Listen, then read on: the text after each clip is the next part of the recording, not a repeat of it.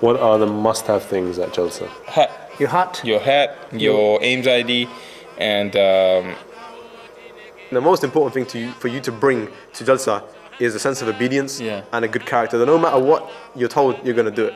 Bottle of water. Bottle of water. Okay. Wellies if it rains. Valleys. In the Holy Quran, it says the best provision for traveling is taqwa, Righteousness, right? right. So righteousness it goes without saying. Absolutely. And the rain jacket. Rain jacket. Can be. I think your AIMS ID, otherwise there'll be no Jalsa for you. One more thing. You said 5. 6. Ek aur add hui. Oh, come on. Bring a smile with you. It's free, innit? Yeah.